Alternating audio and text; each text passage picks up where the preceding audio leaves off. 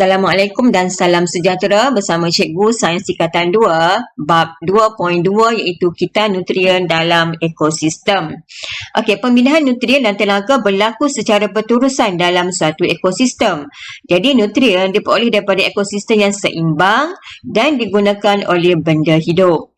Okey, dan kita akan lihat bagaimanakah kita nutrien ini berlaku. Okey, sebenarnya kita nutrien mengandungi 3 kita yang utama iaitu kita air, kita karbon dan juga kita oksigen. Kita akan pergi satu persatu. Okey, kita lihat dulu untuk kita air. Okey, perhatikan slide di sini. Ianya adalah contoh yang sangat mudah untuk menunjukkan kita air yang berlaku. Okey, cara mudahnya, okey, di suatu kawasan, kawasan tasik, okey, di kawasan tasik, wap air akan naik ke atas, okey, kemudian ia akan membentuk awan dan awan akan turunkan air semula itu sebagai air hujan dan proses ini berlaku secara berterusan. Okey, so secara keseluruhan kita boleh tengok kan, ini membentuk satu kitaran.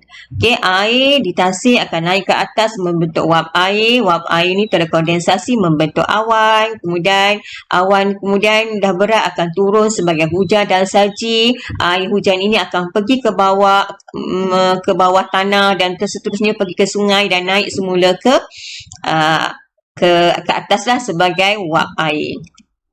Okey, lihat di sini. Okey, kalau kita lihat di sini pada gambar rajah, ini menunjukkan gambar rajah yang penuh tentang kita air. Okey, tak perlu risau, kita pergi satu persatu.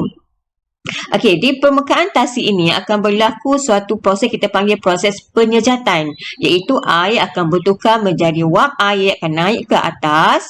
Okey, dan bila suhu sejuk berlakunya proses kondensasi membentuk awan. So bila awan sudah berat, kandungan wap air terlalu banyak, dia akan turun sebagai air hujan. Air hujan ini akan turun, okey, membasahi bumi, turun meresap ke dalam tanah. Okey, so dalam tanah pun ada air, simpanan air bawah tanah, kemudian air ini akan pergi ke sungai dan proses itu berlaku berterusan. Dan begitu juga dengan akar pokok dia akan mendapatkan air daripada bawah tanah, kemudian air akan naik ke pokok bahagian atas dan pokok juga akan membebaskan wap air melalui proses transpirasi. Okey, bagaimana pula fungsi haiwan? Okey, haiwan dia akan melakukan proses respirasi, penyahtinjaan dan perkumuhan. Proses-proses ini akan menghasilkan wap air, seterusnya akan naik ke atas, akan membentuk wap air dan kondensasi membentuk awan dan air itu juga akan turun sebagai air hujan. Mudah kan? Dan cikgu senaraikan beberapa keyword yang penting di sini iaitu proses penyejatan. You kena ingat penyejatan adalah proses pertukaran air kepada wap air.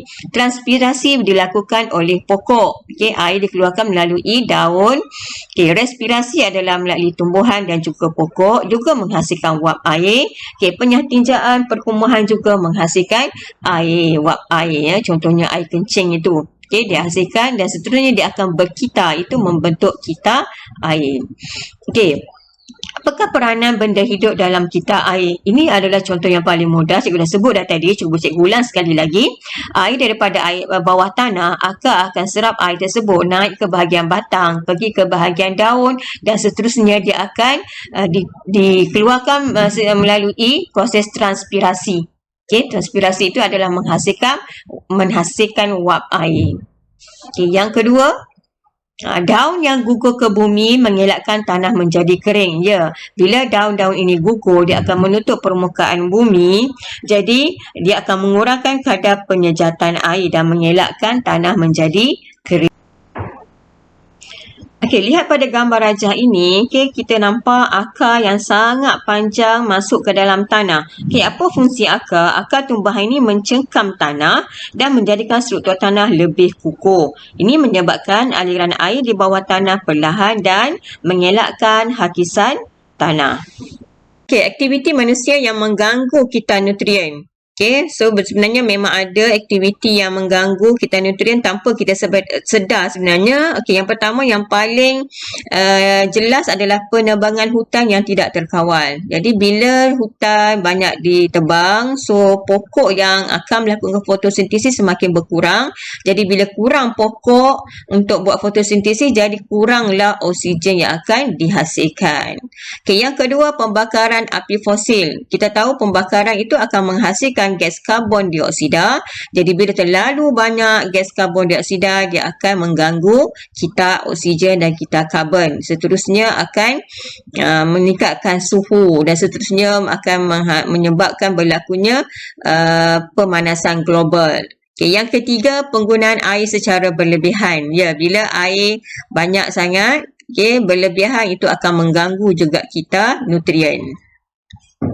Dan akhir sekali, bagaimanakah ataupun langkah-langkah untuk menyelesaikan masalah gangguan kepada kita nutrien. Di sini ada beberapa. Yang pertama, mewujudkan sistem pertanian yang terancang. Perlu rancang supaya tidak berlaku gangguan terhadap kita nutrien.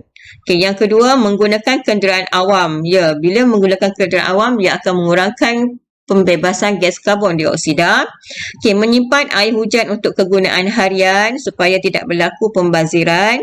Menanam semula pokok. Jadi, kita akan memastikan sumber oksigen kita kekal bila kita tanam semula pokok yang telah ditebang. Dan akhir sekali, memperketatkan undang-undang kepada mereka yang melakukan apa-apa kesalahan yang boleh mengganggu kita nutrien. Okey, itu saja untuk bab 2.2. Nanti kita sambung untuk bab 2.3.